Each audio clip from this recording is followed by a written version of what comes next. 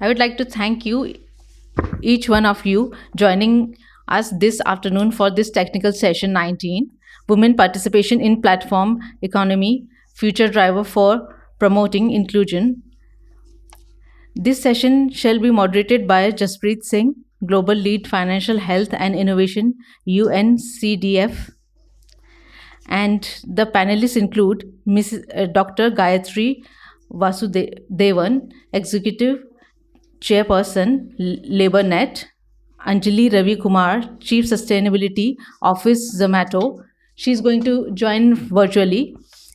Vikram Jain, Managing Director, FSG, and Bhavya Sharma. Hi, I'm Bhavya. I'm Director Communications and ESG at Urban Company. Now, I would like to hand over this session to Mr. Jaspreet Singh. Thank you. Thank you so much. Thank you so much to all of you for coming over here. I know it's difficult to catch hold of everyone after lunch, especially. That's a more difficult session technically that one can get in. But before we jump on to the actual conversation, I just wanted to say thank you to all my esteemed panelists here and Anjali who's there online, and possibly when this topic was mentioned, that women participation in the platform play and how is that going to drive economic inclusion. The reason for picking up this topic of conversation was that we have seen how the jobs have been shifting, or how new innovations have been driving creation of new jobs for a lot of individuals across different parts of the world. But we've also seen that women workforce has been constantly getting left out, or there's a decline of sorts happening not only in India but globally in terms of female labor participation in the workforce. And hence this topic came for conversation, and we can't be in a better position to have people from the industry who are with us on this conversation.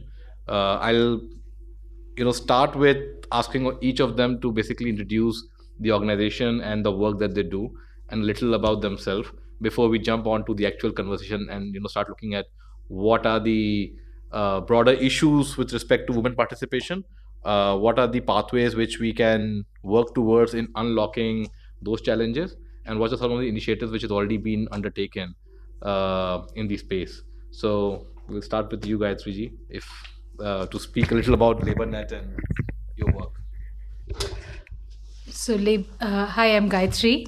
LaborNet is a social enterprise. We largely work with informal sector workers and look to see what types of work contracts are most suited. And therefore, we work with temp staffing, gig staffing, job and outsourced staffing, all of the types of work that we do. Largely, we are in, one could broadly say, about 4 sectors.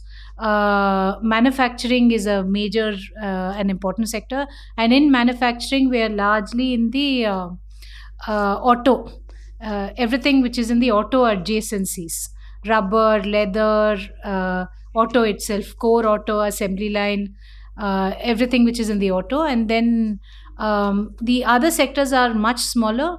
Leather services sector. LaborNet also has a not-for-profit arm, which is Samba Foundation, in which the services sector seems to be the bigger sector, which is the beauty sector, and the services is bigger. So we're trying to see how do we match between first-time learners and first-time earners. Is there a way in which we're able to see a steady transition between the two? We were founded in 2008, so we're about 14 years old now, 15. Possibly shift the floor to both Bhavya and then Anjali down the line. But Bhavya, please, if you can talk a little about Urban Company, and also speak of the initiatives that you have already been doing in this space to drive women workforce participation. Absolutely. Thanks, Jaspreet. So Urban Company, for the uninitiated, is a home services marketplace. We've been in the industry for almost little over 9 years now, and so we primarily operate in 2 business verticals. There's beauty and wellness, within which we have, so primarily operate in 2 verticals. So beauty and wellness, within which we have salon and spa categories, and the other vertical being home services and repairs. So that would include your appliance repairs, cleaning, painting, pest control, and plethora of other services. Our overall, our partner workforce would be around 45,000, of which one third is women partners. Who largely, in fact, almost 99% of them are focused in beauty and spa categories only. Um, we started with a mission of empowering millions of micro entrepreneurs, delivering a service never experienced before, and that's been the mission that we've continued to work on.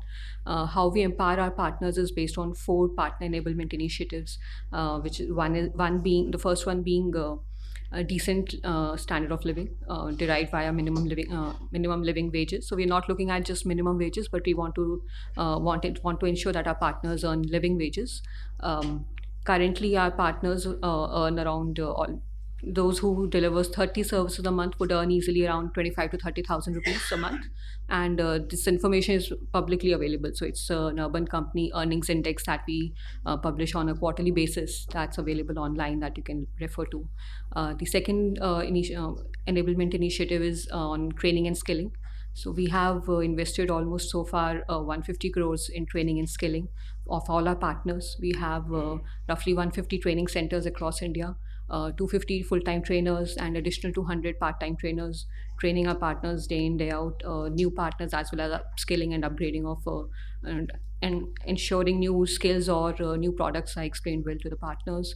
The third initiative we have is called Security Net, which covers your typical accidental and personal insurance for all, personal life insurance for the partners, as well as an industry first health insurance for all our active partners. So this health insurance will cover up to 2 lakhs. Will have a cover of 2 lakhs, including 12 free OPD visits to the doctor, and for the family and self, depending on which package you've chosen.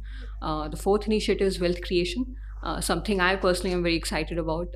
That's about what that covers is ensuring that our partners benefit from the growth of the company. So similar to employees, even our partners get to get a stock grant of the company. We launched this last year, and within the first year of launch itself, we have issued stock grants to company stocks to almost 500 partners, to the tune of overall around 5.2 crores. Again, this is publicly available information. You can easily check online. Perfect. Thank you. No, thanks for sharing on those initiatives. I think we'll come back to those. When we talk of how do we, what is kind of still hindering women to be more participative or absolutely, that's a question I want an answer for myself. But before I shift to you, Vikram, I wanted to get Anjali into it because I like also you to talk a little about the research that you have been leading in FSG, and we can kind of build the conversation from there. So Anjali, if you like to give a little idea in terms of the work that Zomato has been doing and some of the initiatives that's kind of closely that you've been engaging on in bringing women to the workforce. Sure, sure. Thanks so much for having me, and I'm sorry I couldn't be there. So I lead sustainability at Zomato, and Zomato's purpose is really, while Zomato's purpose is better food for more people, we have businesses that are quite diverse. We have, of course, Zomato, which is one of the largest food delivery platforms in India. There is Hyperpure, which is a B2B platform, which essentially serves the restaurant sector with all their needs. And then there is, of course, our 10-minute grocery delivery business, which is Blinkit, which was recently acquired by us. And across the 3 platforms, we have roughly about 350,000 delivery partners across our network. We also have close to 10,000 people working in our warehouses and dark stores. So a sizable sort of population of gig workers as well as sort of contract workers. Our sustainability focus at Zomato actually covers environmental and social themes. The 2 themes on the environmental side are being climate conscious, ensuring climate conscious deliveries, and then ensuring that we minimize waste is the second theme. So we have a heavy focus on waste. But because the themes that are more relevant for this meeting is the first being, of course, the work we do on zero hunger.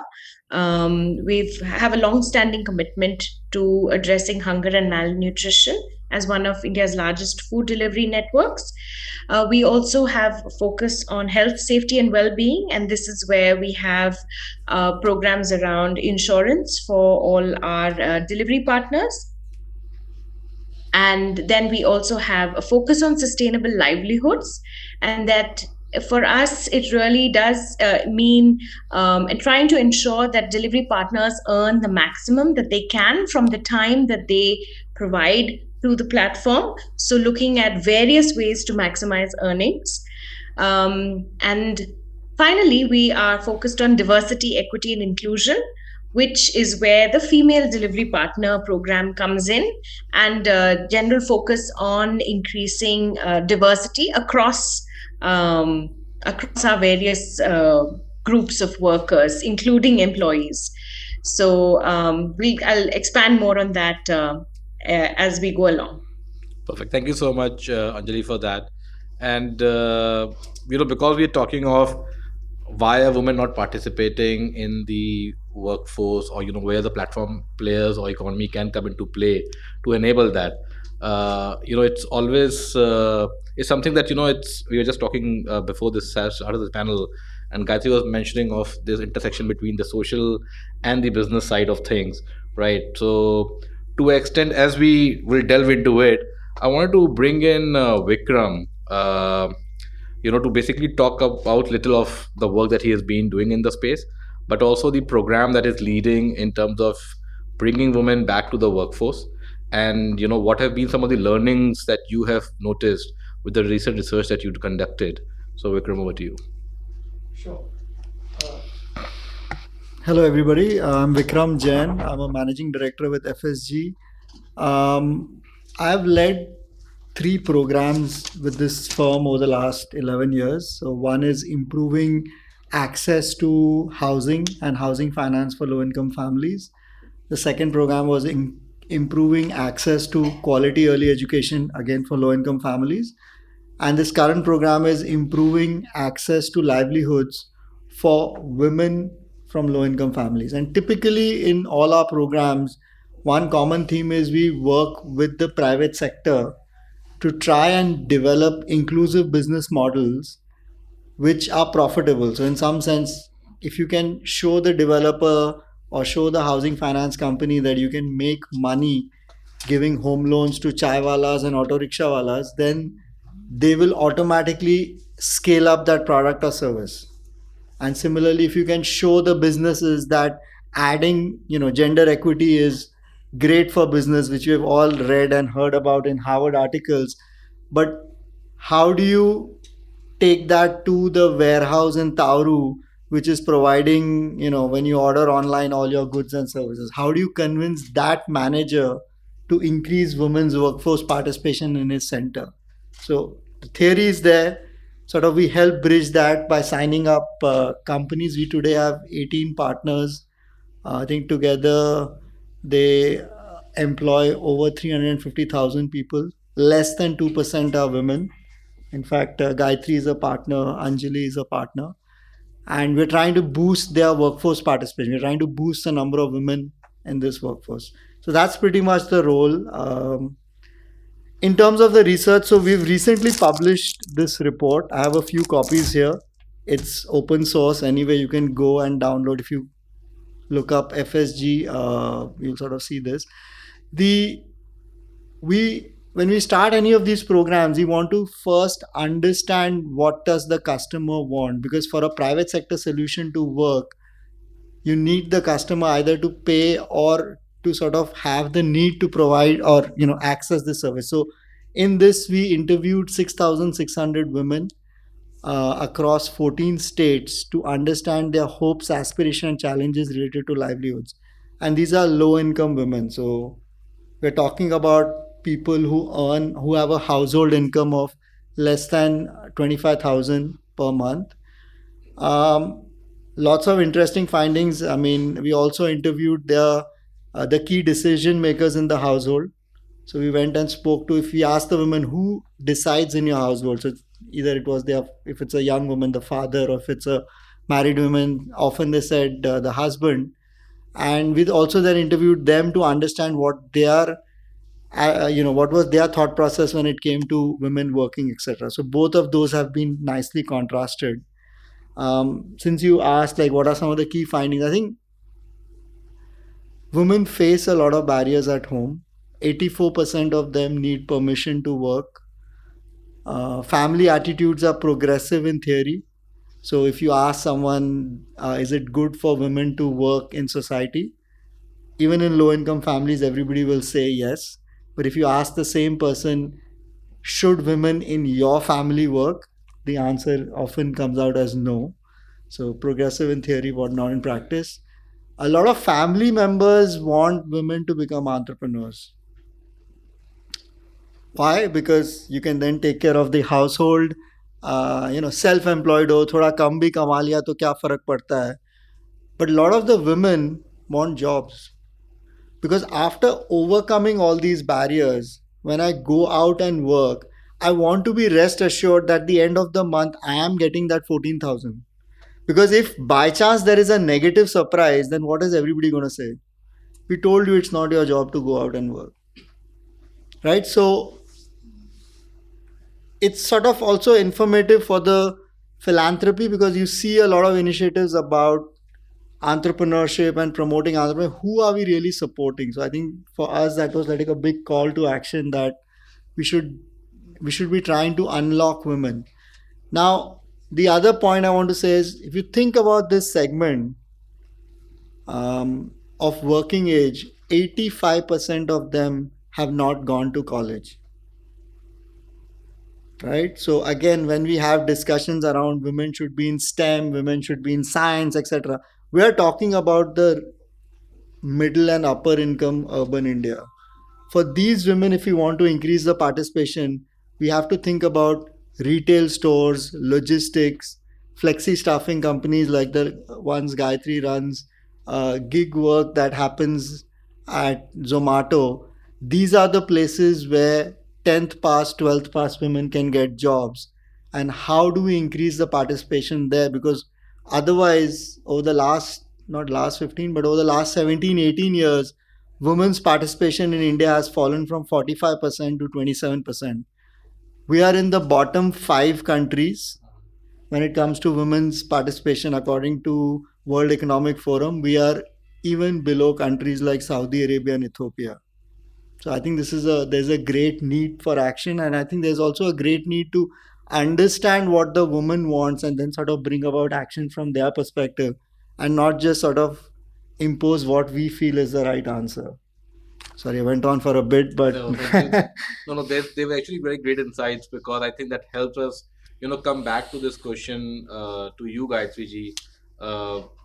Hearing Vikram in terms of what are the aspirations of the women, and what they are looking at, and when we started this conversation with what each of you are doing from an industry perspective, do you think we still have a long way to go? Obviously we have a long way to go because the numbers doesn't kind of speak to that, but what is really holding us back, in terms of bringing women to the workforce, or getting the industry to be a little more excited about engaging with them? Not that Zomato will not need them, or urban company or you will not like to engage with them, but what are the barriers that you currently have noticed in your work, which doesn't allow you to bring them more and more into this space? I think Vikram sort of alluded to a lot of those things, but in my opinion, companies cannot bear the cost of sourcing women if the barriers are very high. So I think we have to be, just like in manufacturing, you have PLIs, we need to have financial incentives for companies to engage women.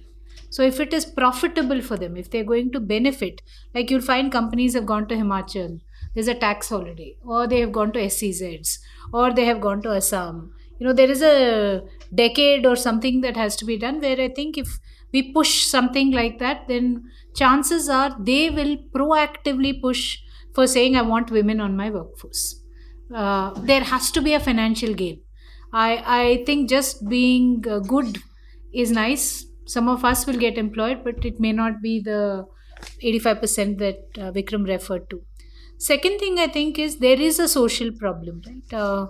Especially in the gig platform economy, it is largely in the urban space, which means mobility. Do you have the access to a vehicle? Do you have access to moving around? These are two very important ones which are there. So oftentimes I think that is also a barrier in itself. The third and this I do not have proof, somebody has to study it, but my gut tells me that the lack of toilets, the is a big barrier. So water, toilet, the basic amenities where women cannot, for example, I cannot stand and pee. What am I going to do? How long will I be out? And I think in my mind, Urban Company is a major success in that they were able to do it for beauticians to go. But I've often been thinking to myself, and I could be wrong, Bhavya, you can contradict me, but to me I often feel that is also because they know which house they're going. It's not like they have to go every 15 minutes or every 20 minutes to a different house. Why in the delivery segment didn't it pick up, whereas it picked up here? It was a women oriented trade in that sense. Today men and women and unisex are coming in, but in that sense women were already there and it gave them an opportunity. But women are going to homes, women are domestic workers. Then why have they picked up the sector? I think is something for us to think about. Do they have security, mobility, access to mobility, and perception that it's a safe job to do? This is in the gig and platform. In my opinion, one area where women can really move up is in the manufacturing, because it's concentrated. There will be a group of women coming to one location which should be feminized immediately. That to me is an ICU solution. You just have to do it and get it off your back, because we have a very large industrial estate available. It is workforce is reducing in industrial estates because of automation, which is also an opportunity because they're seen as male jobs, hard jobs to do, can change. So what can you easily change, in my opinion, is that but there's MSMEs there. So again, unless you marry fiscal advantages when I'm using fiscal, I'm using it loosely. Tax, policy, a whole lot of things. If we are able to work together, I think we can bring women into workforce. Textiles has done it, leather has done it, southern states have done it more than north and west have done it. So I think it's about actually focusing on what we want. So if the number has to go up, it's like any examination, we've got to work for it. And we can't have only the private sector company taking that call. We'll have to work to it together, see what works, and then, approach it as an investment. Because labor is seen as a cost. Labor is not seen as a resource. So the moment you see labor as a cost, your cost has to come down. And companies will see labor as a cost. I mean, I don't think in our lifetime they're going to be seen as a resource. So if they're not going to be seen as a resource, then it is state which has to incentivize to ensure that the resource is well utilized. For state, women are a resource. For companies, women are a cost. It is men also, but I'm saying relative to that is my take. No, thank you so much, and we'll come back to that because you actually got to look at the ways in which some of these issues can be addressed with the fiscal incentives you talked of. But to kind of carry on to the manufacturing sector example that ma'am alluded to, Bhavya, Urban Company has been in this space for quite some time, and you have a big chunk of women workforce in there, right? Do you think that women are stereotyped to take only certain kind of jobs, and hence that also become the limiting factor in terms of what they can or cannot do? Or do you think there is no stereotyping of whatever sort it is? I wish there was no stereotyping, but that's not the case. There is definite stereotyping. There is traditional skills that women are more comfortable with. So in our case, that would be, say, beauty and spa. If I look at the larger sector, it can be even sewing or handicrafts and art and crafts sector, right? we have tried in our in our company to have women participate in other typically male skills. So, for example, whether it's done a pilot for cleaning crew, women only cleaning crew for that matter, or even uh, women painters. So we've done some pilots, but they haven't really taken off at the level that we would have wanted them to as of now. Um, what we from what we understand from all of that is it's not like that the industry or we don't want to have women in other sectors, but they themselves don't want to at, maybe it's because of social stereotyping or the way they've been conditioned throughout and generationally conditioned, right? So they don't see taking up those skills as as a right right direction to go into, and they feel more comfortable with the typically considered traditional roles as a beautician or a masseur or all of those. Um, we have had one success though. We have my namesake Bhavya Sharma, an RO technician in our company. She's the only female RO technician who we have. We trained her. We skilled. She wanted to take up the job. We trained her, skilled her, gave her everything that was needed to for her to become an entrepreneur, and she's been doing fantastically. But what worked in her favor was that her husband was an RO technician, so she was already comfortable with the device at home, with how it operates.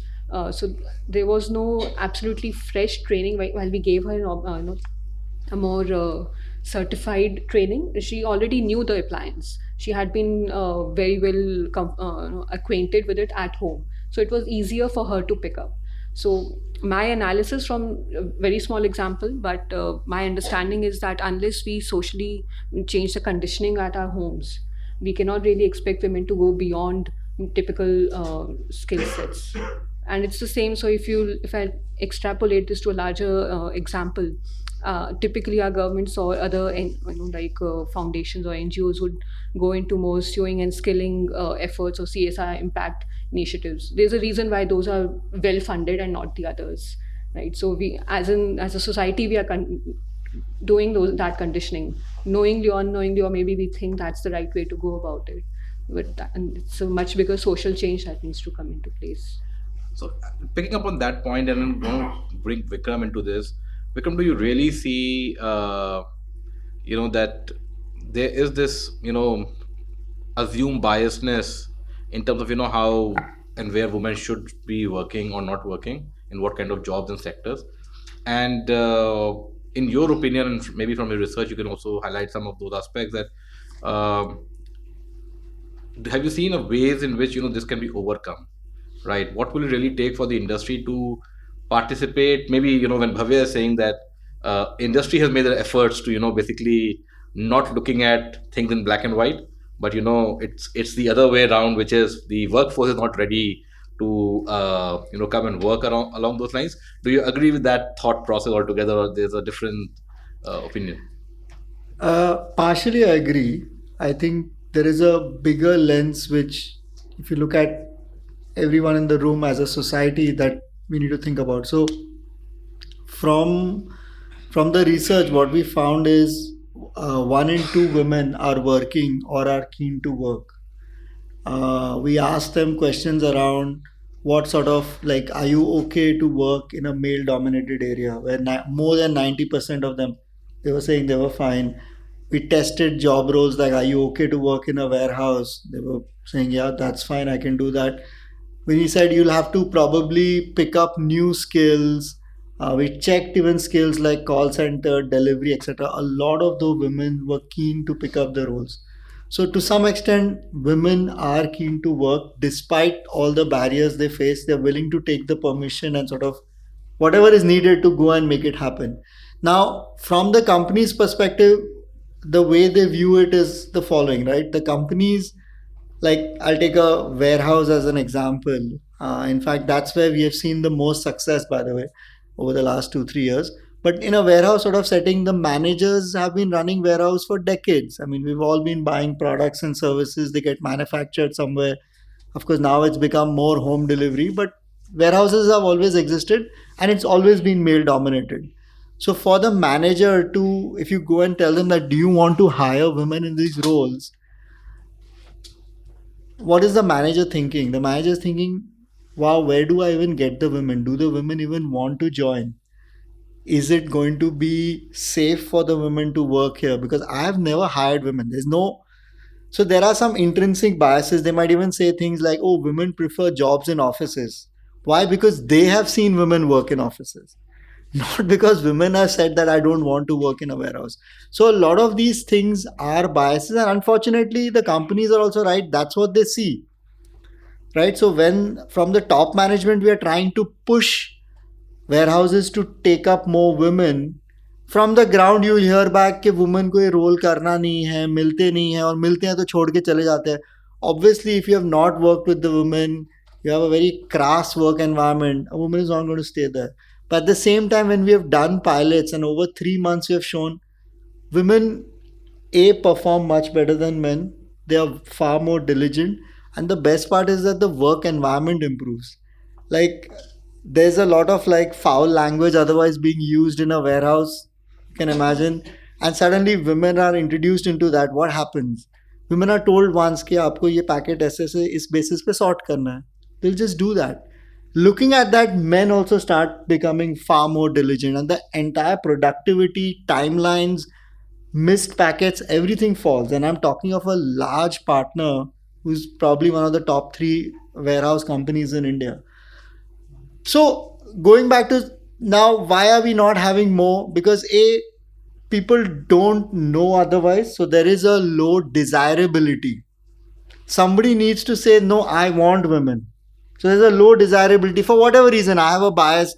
Women ko ye nahi karna hai. They're not good, not safe. You'll hear this when you go in the. You'll hear this, and it's like I just bucket it as low desirability.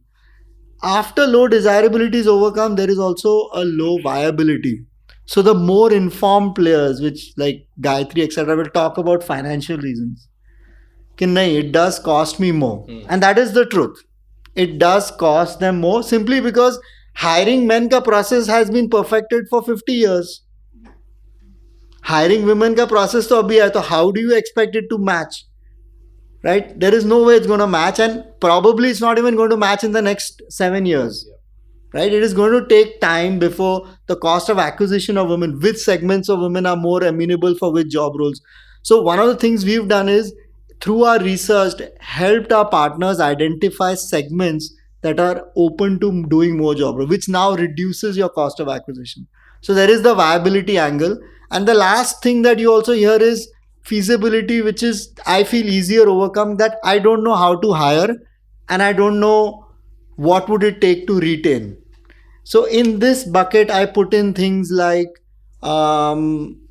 toilets was mentioned. In this bucket, I put in things like sort of training your managers to work with women, having more women leaders in the organization. So men also sort of see them as, co-workers, because a lot of these warehouses are in places where men have never worked with women. They don't even know if women work. I mean, they've visualized women working in banks, but that's pretty much it, right? So in some sense, the more of that happens, but those are easier wins. I think that's more internal. It's the first two. So desirability, like she was saying, it's a societal change, right? I mean, it's going to take a while, but I think like all I want to say is there are enough women. We don't have to go from 0 to 50% also, right? We can go from whatever, in these two sectors, it's 5% right now. Even if we go from 5 to 10%, as I was mentioning, 1 million women get added into the workforce.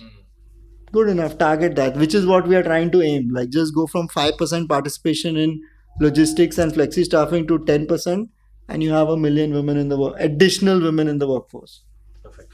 No, I like to pick up on your point and go back to Anjali, because Zomato has been one of the major players in the delivery segment, right? And Anjali also referred to the a big workforce that also they employ in the warehouse and stores, Yeah. which basically helps them manage the entire operation.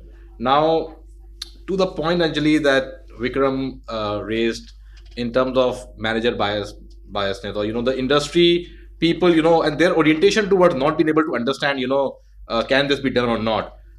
Do you think, Anjali, that this is a real problem on the ground for you as an organization, and what can we do as an industry collectively to build that workforce strength, which will basically give the industry the comfort. And when I say we can do as industry collectively, I don't only mean the private sector, but also in terms of what government can bring to a table, what other organization which can be philanthropic or multilaterals can bring to a table, to enable the ecosystem and make the industry address the issues around the viability point that Gayatri ji and both Vikram mentioned of, or the desirability aspect that Bhavya mentioned.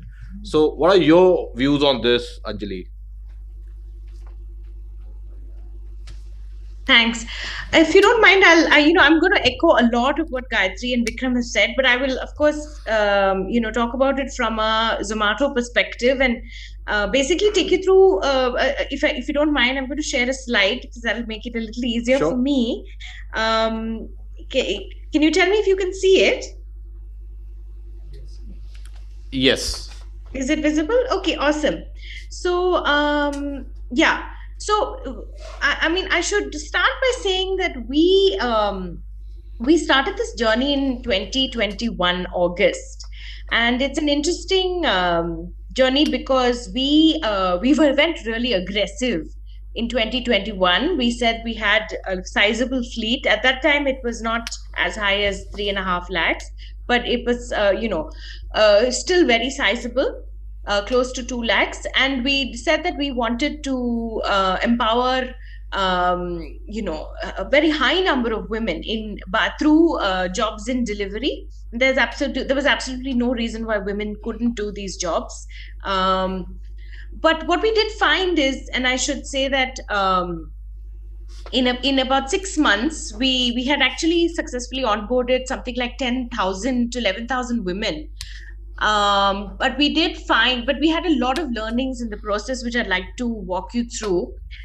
The first is on lead generation and sourcing. A real barrier was, of course, finding women willing to write, because delivery is seen as a very male job, and families that would allow them to write. And when I say low cost here, I mean that in that period we spent a lot of money just convincing women and finding those women who were willing to join the fleet. So we had on ground recruitment drives. I should say that for our male delivery partners, most of the time we just operate through digital or through referral system, right? So we don't actually do a lot of on ground recruitment of delivery partners. That was a real barrier. We also found that even after women had paid the onboarding fee, sometimes they would not show up because families, and the reason that was most cited when we did calls to follow up and find out why they weren't showing up, was that their family had not allowed them to join. So to Vikram's point, it is very real that families prevent women from taking up jobs that they want to take up. It is not true that men won't accept women in these roles. They would find it unusual, yes, but it's not true that women don't accept women in the men don't accept women in these roles. So that is a perceived barrier. So yes, we do often get asked, oh, how will the men react? How will men in restaurants react, etc. We did find that one of the high costs that we had to bear was that because we were offering shorter distance rides, and we were offering a choice of slots during the daytime, and we were offering we were actually reducing the onboarding fee for women, we found there was a lot of impersonation. At one point, there was up to at least 30% impersonation. So a lot of men were signing up to get these benefits. We even offered period leave, and we continue to offer 2 days of period leave, which is essentially 2 days on which you do not need to log in, but you will get paid on the basis of your average earnings. And that has motivated a lot of men to sign up. The second sort of level of barriers came at the time of onboarding and training. There is a gap, and this is a real gap. Women do not have the same level of digital skills or driving riding skills required for these mobility jobs. And that gap has to be closed through a concerted effort by government and NGOs and CSR. We picked up this cost in the initial experiment, but found it too expensive to sustain. What is not true is that women don't need a 24/7 security hotline, which is again a very expensive endeavor, which we undertook for those first sort of 6 months. It's also not true that women can't pay the onboarding fees. Like I mentioned, we had a lot of cases where women were paying but not even joining.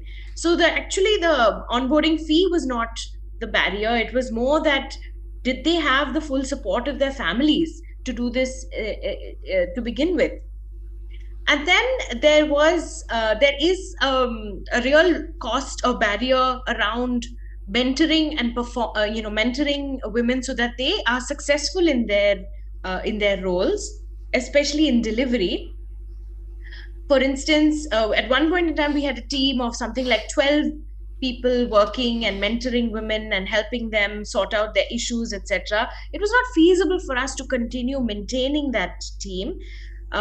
It was very hard to motivate women to go outside of their comfort zone. So we had a high level of cancellations by women. Women were also not able to log in at times when our business is at its peak. So food delivery as a business tends to peak around dinner time, and it was not comfortable for them to log in those hours, which are also the highest earning hours, right? So logging in at those hours and then going outside of their comfort zone in terms of longer distance deliveries was just not possible. And more than anything else, I think the point that Vikram made, as well as Gayatri referred to, it was it's you I mean, I think companies are still willing to bear a lot of the costs of onboarding women if they are able to show some kind of quantitative impact in the short term. And in delivery, that becomes really challenging because it's not as though we can capture the environmental improvements, right? So they're not, like Vikram said, the warehouse environment can improve, but in delivery, there's no environment as such. So therefore, we look at quantitative metrics like attrition. Has the churn rate improved? Are we losing fewer delivery partners? But we found that men and women actually churn out at approximately the same rate. There's no difference. And then if I have limitations on the size of my fleet, and I have a choice, do I want 30 women, 70 men, or should I do with 100 men? I find that I'm able to do more deliveries and more long distance deliveries with men at my peak hours. So then it becomes a really uphill battle to try to make the case. Having said that, we have found women who've overcome all these barriers entirely on their own. And so I think the benefit of the drive that we engaged in for the first 6 months of the work that we did was that it actually, to some degree, made in certain pockets delivery acceptable as a job option. Today, we have 1,500 women doing active deliveries, and some of them have done exceptionally well.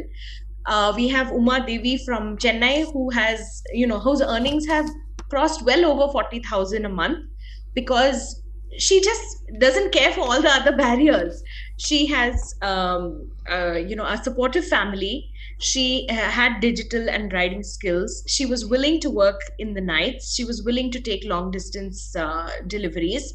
So for her, it worked out really well. And we've also found that it's certain groups of women who don't have sort of these kind of challenges that are also best sources of referral. So today we have women joining us organically. We don't make special efforts. And they join on the basis largely of referral. So I just wanted to put it out there that all of what Gayatri, Vikram, and Bhavya also said are all, exactly. I'm not saying anything particularly different, but I do believe that yes, it's really important to, I think, temper the expectation around how much, what percentage of you can achieve when you start on this journey. And I think more importantly, we definitely need support on sourcing, which Gayatri also pointed to, because it's incredibly hard to find women who have that family backing, and the attitude to do well in these jobs. Thank you so much, Anjali. I think great point, and thanks for sharing that the entire distinction across those three areas. Uh, and because we're also running out of time, I just wanted to ask one last thing from all of you in terms of your expectation, and a lot of you already spoke about that. That one, sourcing is very important. How do you bring about the cost down in terms of onboarding the workforce? We also heard that not all sectors possibly will play in equal in terms of where women can start participating in bigger ways. What will be your expectation as industry from as a group as a whole, but also from other agencies, be it philanthropic, government, or policymakers? You talked of the tax incentive or fiscal incentives to be one of it, but if you have to just put out one single expectation that you think would be crucial, or with a low hanging, not low hanging fruit, but at least something that we can start working towards now before it is too late. To me, I feel the single one is always financial incentive. Financial incentive is a huge benefit where companies do. The others are, these are gestational, right? They're generational. So one has to work for a long. For example, Bhavya's example of the RO, Anjali's example. These examples need exemplification. Yeah. So the more you exemplify, it may not be this decade, but in maybe next decade you'll have more. Each decade there are changes which are happening. I also feel sourcing is a problem. Training is a problem. These are, if you look at apparel, a large part of the sourcing for the largest companies is paid for by the government. The interlinkages. I think where we have to look at is the interlinkages. The schooling system is also highly to blame. It pushes people to think white collar jobs, steady jobs, and of course government jobs, without saying are the best, and that we've been trying to battle the government job menace in a sense. But it is important to start conversations there. That is a longer period, but we cannot wait. If we wait, the next 10 years is gone. So anything that you do today will have impact in 2026. If you do for a fifth standard child, the child is going to boy or girl is going to graduate out at 18. So if we want to see a change in that period of time, so I think it's all have to do simultaneously: long term, short term, medium term. Short term in my mind is fiscal benefit to companies, tax, GST, whatever it is. I'm not, as I said, a fiscal expert, but whatever has happened in manufacturing, why did they go to Himachal? Why did they go to Goa? Why did they go to SCZ? Why did they go to Assam? If we're able to bring it to service sector, it will benefit. Social security today, there's a whole lot of labor code changes which are coming. How does that? There is going to be a downside which gig platforms are going to see because of countries outside and the movement overall. So if there again we are able to bring, because of gender, they get some benefits, I think it will benefit. Great. Is my thought. And I think, to your point on school system, we were talking with Vikram before this of how women are placed as caregivers and men as workers in our textbooks as well, which needs to kind of change in terms of if the dialogue has to really move on. But Bhavya, coming back to you, what will be your one thing that you would like?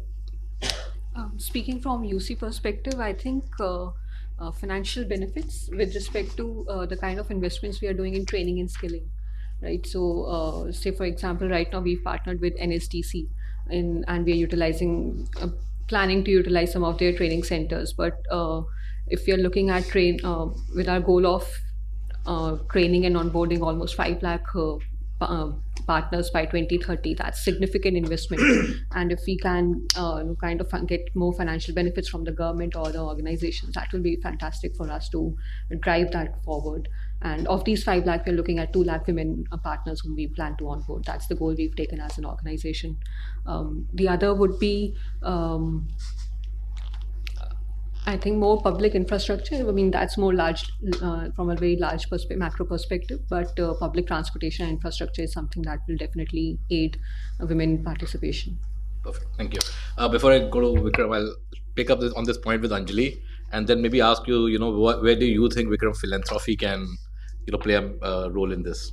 Anjali, over to you. What do you ask? I think making riding a woman riding a scooter a symbol of progress, I think will be sufficient. If we can equate progress with women on scooters, I think a lot it will change by itself. Perfect. Thank you so much, Vikram. So for philanthropy, I would say, making investments in those long-term things which don't pay off soon, like financial incentives help right now, and which is what companies are looking at. But for example, things like behavior change, changing the curriculum in our textbooks. Why are men not shown as caregivers?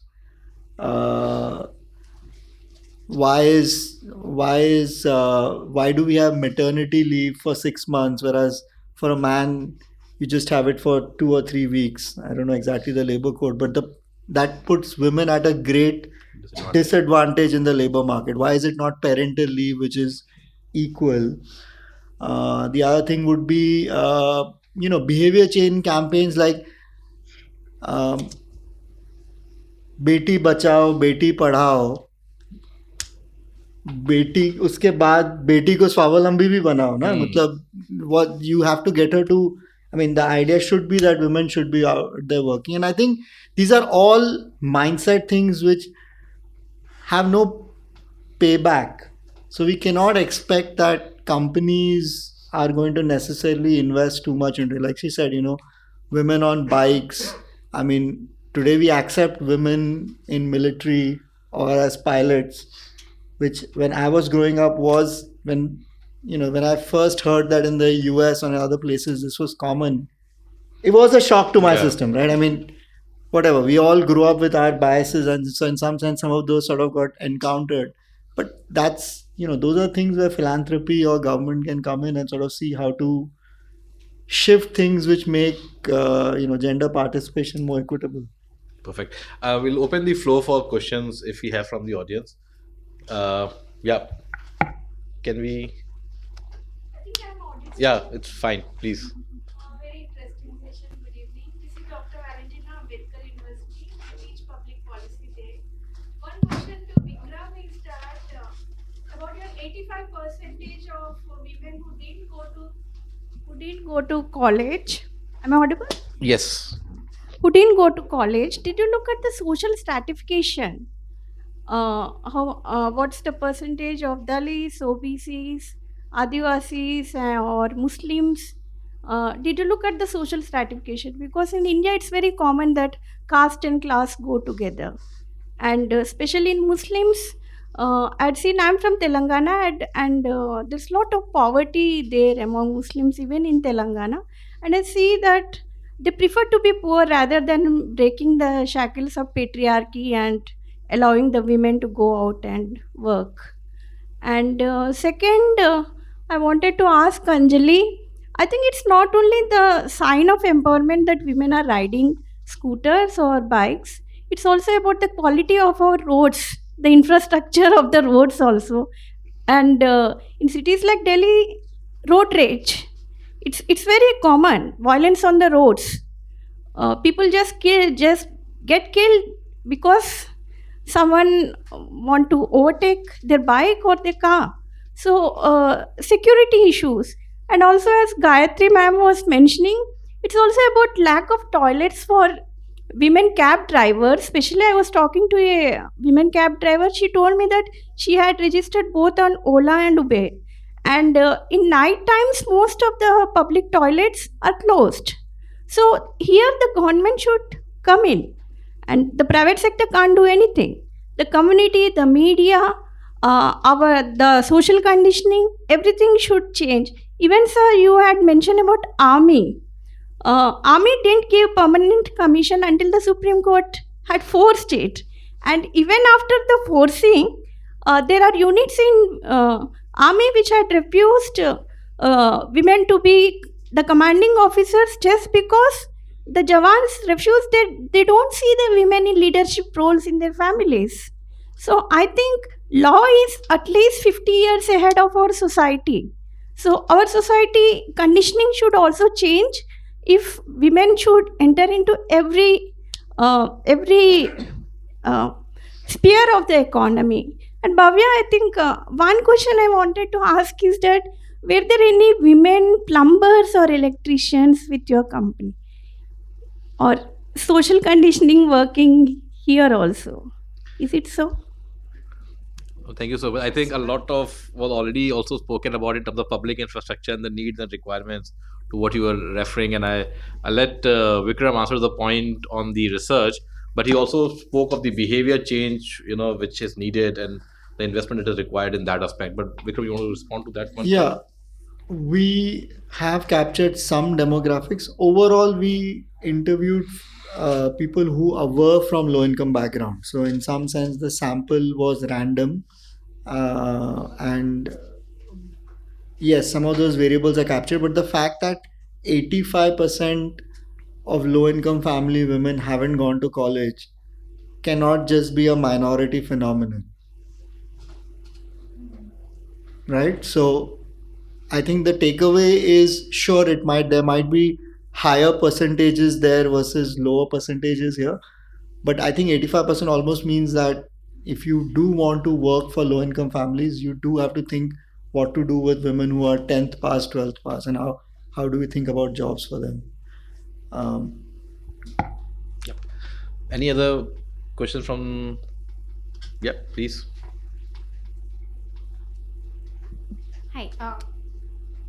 Can you hear me? Yep. Okay. Again, very interesting points by everybody. So I had one question and possibly shared between Bhavya and Anjali, which is more around. So I think, Anjali, for example, you were talking about finding qualitative impact metrics, right? So more from like a product design point of view, have you thought about, for example, is there better customer service when it's a woman delivery partner, right? Or is there more are customers tipping more when they're receiving deliveries from women, for example? So have you also thought about what could you change from in your product design to capture some of those metrics? So that's maybe one for you. And then Bhavya, similarly, I think you were talking about technical training, right? And I guess one general comment was, yes, there are some biases for the kind of work that women can be employed in, but it's not always bad, right? Like there are a lot of examples where care work is becoming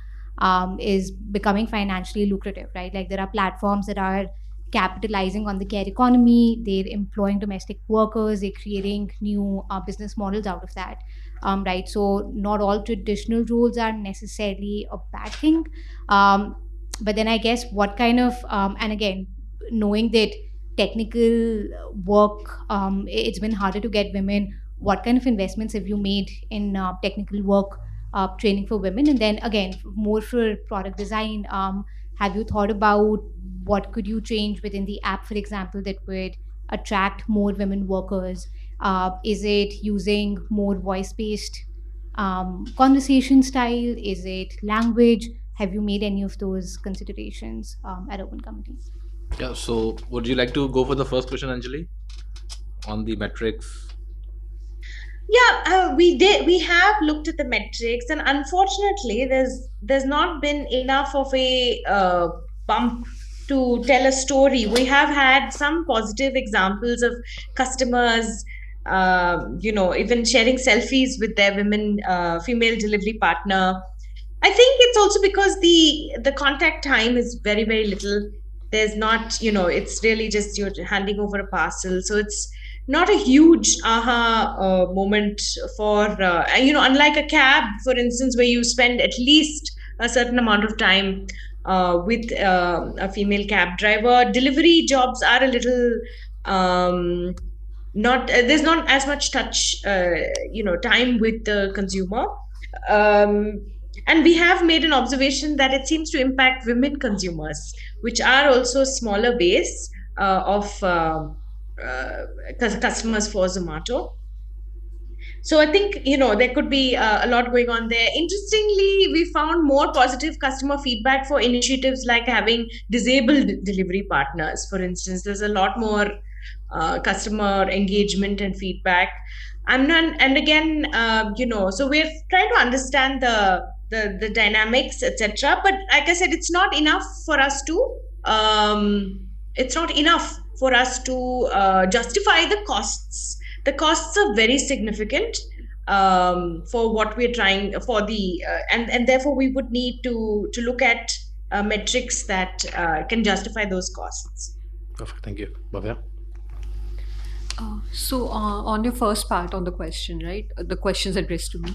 I don't think it's a bad thing that they're going for traditional roles. It's a half glass full image for me. I would like to look at the generational impact of that door being open to at least those women who are entering that workforce. I can give you an example of one of our beauticians. She's Pune based, Sarika. She is a single mother. She's been working with us for almost 4 or 5 years now. And through her association with UC, she was able to get her daughter into a good school, into a good college, who's now completed her hospitality course and is just, I think, 2 months back joined Oberoi's as part of their, as her internship and full-time job. And that for me is a bigger win, right? I mean, of course, Sarika joined our platform, and we were able to empower her and enable her to give a better education to her daughter, who could then choose what she wants to do next. That's the impact of the platform, right? We may not be able to give that power to all of the partners that we have, or all the women partners who might be associated with us, but that will trickle down, and that's the generational impact that I'm looking forward to. I think that will start showing in the next couple of 4 or 5 years or so, hopefully.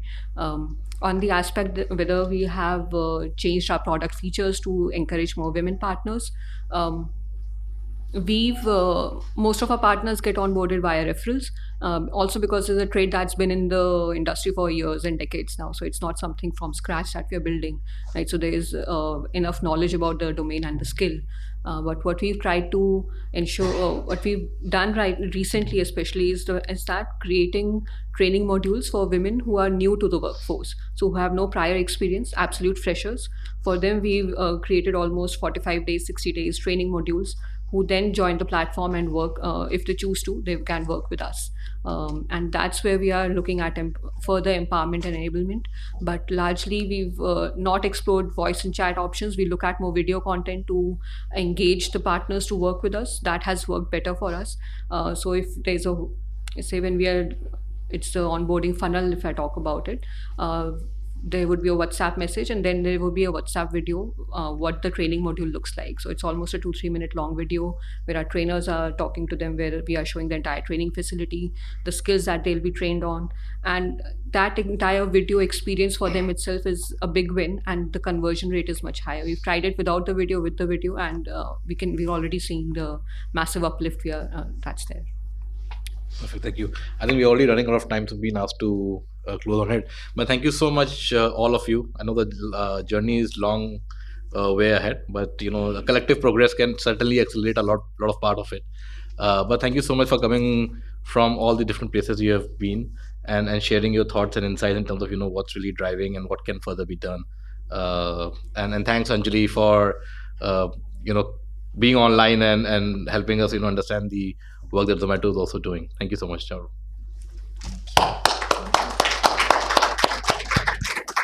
Thank you all the panelists for this great session. As the token of appreciation, we would like to give some souvenir to you. Please accept it.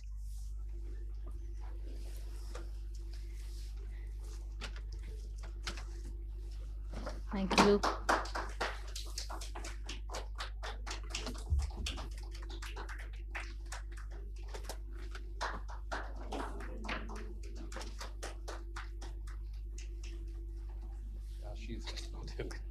Thank you.